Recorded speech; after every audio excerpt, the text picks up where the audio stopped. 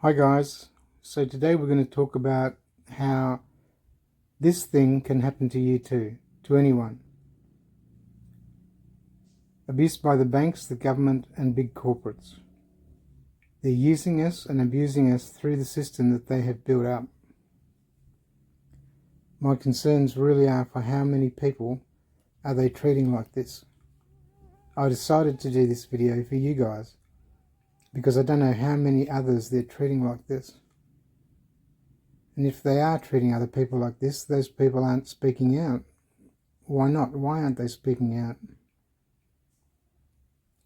So the example I'm going to use is about myself, an Australian living in Thailand. But again, I'm concerned about who else is being treated like this. They've given my family and friends in Australia such a hard time, the government and the banks. How many other Aussies are suffering like this? I'm also concerned about the way, and I want to highlight that the powers that be are changing the system, how they're changing the system, digitalising everything, CCTV, face recognition. That's a big concern. The criminal and abusive actions evidenced in this video that have been done against me is what's been going to be done to everybody in the future. That's my concern. With all this control that they're putting on us, monitoring. Also, this video is a true story. It's a real life story and it's still happening. It started 2 years ago in earnest. It's been longer than that, but... And the video will show you documentary evidence of what the banks, the government and the big corporates have been doing to me for the last 4 years, up to about 11 years really.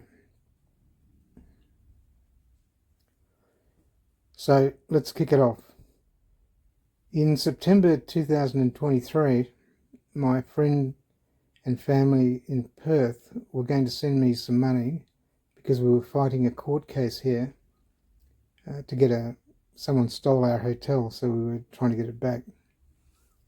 Right at the end of the case in September 2023, it was very important to get this bit of money, $75,000, for court costs. Anyway, we had a dispute with the anzbank, CommBank and pnbank, police and nurses from Perth, because they refused to let the money that my friend and old boss was sending, they refused to send it. We wrote to AFCA, the Ombudsman in Melbourne, in December 2023, because initially in October they wouldn't accept the complaint, but then in December they decided they would accept it. But the bottom line is that the banks forced AFCA, the Ombudsman, to deny the complaint from me. So nothing happened. There's documents in the video from AFCA, from Police and Nurses Bank, pnbank, anzbank, all in black and white. Even in the pnbank letter, they had defamed me, making up stories, saying they reported me to the police and stuff like that. All nonsense. Sort of being fed up, I followed up right after that. I wrote to the Crime and Corruption Commission in Western Australia, because that's where pnbank was based and where the money was being transferred from. They also wouldn't accept the complaint. Again, there's documentary evidence in the video that you can look at. There's also a letter, a handwritten note attached in handwriting from L.C. Richardson. That's my old boss and friend in Perth who was trying to send me the $75,000 to fight the court case. The banks refused to send the money. In the end, the case was dismissed because I couldn't pay the bond for the court fees. Naturally, I had to keep the Australian Embassy in Bangkok and DFAT in Canberra fully aware of what's been happening to me. But I tell you, they haven't done much, haven't done a lot, apart from contacting my niece. just to make everybody aware that when you're overseas, unless you work for one of the big corporates or government in Australia, you're just a normal citizen travelling, then don't expect too much help from the embassy. You'll be pointed to lawyers or outside agents. Anyway, you can see from the video attachments that there's a letter from the ambassador and a letter from one of the consul officers giving details, but no assistance offered other than contacting family. I mean, this has been going on for years and I'm fed up with it. But being an Australian expat in Thailand and all this happening here in Thailand, I've also kept the Thai authorities fully up to date on this as well. So you can also see attached a letter from the Royal Thai Police confirming a report I made about a death threat against me, one of 4 death threats. There's also a letter from the Department of Civil Rights of the Justice Department here acknowledging my legal cases. Bear in mind though, all this evidence was sent to the Australian banks, ANZ, PNN and CommBank. They just chose to ignore it. As part of the harassment that the government and banks have been conducting on me, they've been using counterparts here in Thailand as well. They've had me arrested 4 or 5 times on false charges, just to harass me. In the most recent case, I was actually put in prison for 22 days. I'm 67 years old, I'm retired, I've got a bad heart, had a heart attack 2 years ago, and I was allowed no medication for 22 days in prison. On about the 18th day, I actually wrote to the judge in the case and to the Thailand Ombudsman, telling them that they were trying to murder me in prison by denying my heart medication for 22 days. Funnily enough, the must have got the judge's eyes, because as a result, within 48 hours I was released. A copy of that letter of mine to the judge is attached. Over the past 18 months, I've also been writing to Australian senators, including a senator in WA who shall remain nameless, Pauline Hanson, Senator Roberts and Senator Wong. I received no replies, except one. The reply that I got was from Pauline Hanson's assistant, Jade Saunders, which basically saying that they could not assist me because I lived basically permanently overseas. Mind you, I came here to be an advisor to the Thai government as well. Anyway, never mind. So following that, with no success on the Australian front, obviously nothing coming from the banks and Africa turning me down, under pressure from the banks, the WA Crime Commission saying they wouldn't accept the complaint, the embassy doing nothing, and no reply from those 3 senators. So, frustrated, I went to the Thailand Justice Department, to their Department of Special Investigations for Crime and Corruption, and made a complaint to them. They, the Thai Justice Department, have accepted the case as per the letter attached in the video, and it's currently under investigation. So that'll be interesting. Now, it's a cross-border matter between Thailand and Australia, and it's under investigation, and it's a diplomatic matter as well. Should ruffle a few feathers. Although in the beginning of April this month, I wrote to Senator Gerard Rennick because I've been watching him on social media, and it seems a lot of you guys like him. Seems to be a good guy too. He actually replied, so he's the first Australian to reply to me about my predicament with the system since September 2023. You'll see his reply was a one-liner about whistleblowers, which is what I am really. I am a whistleblower. They obviously don't want all this information out there.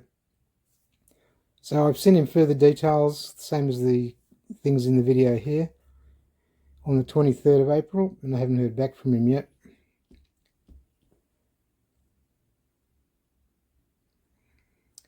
As of today, that's sort of where it is for now.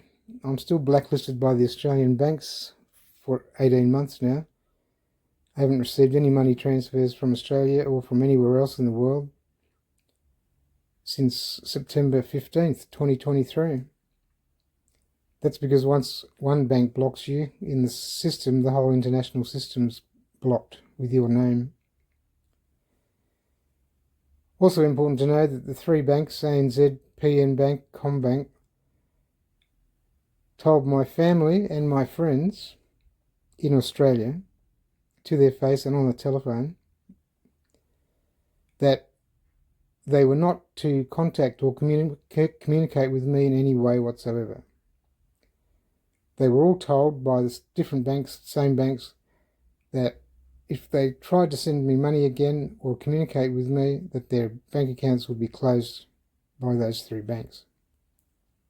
Shocking, absolutely shocking. So just to wrap up, I just wanted you to know some of the things. These are only some of the things that have been done to me over the years by the Australian banking, corporate and government system. Not one person has tried to help me. Not until Senator Rennick, that is, responded the other day. Not the embassy, not the banks, not the Crime and Corruption Commission, not AFCA. No one has tried to help. In fact, all they've done is say, we can't help you, or not reply.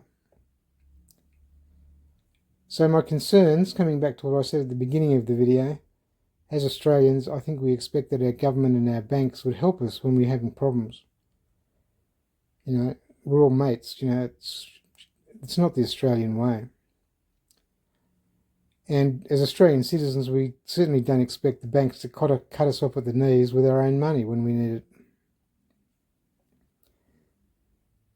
I'd just like to inform you guys that this is a real story that's actually happened and still happening now. It has not been resolved. And just take a look at the video and the documentary evidence. Make up your own mind. I'm not here to convince you, I'm telling you the 100% truth. You can see from the documents.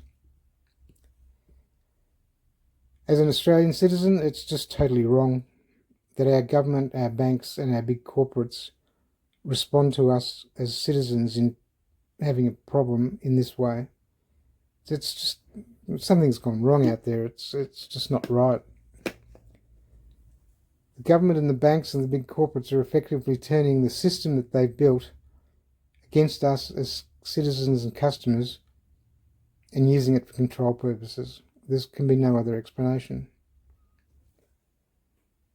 And with all the technology that's being implemented and the digitalisation and scanning and all this stuff, it's just going to be more control, more control, more control.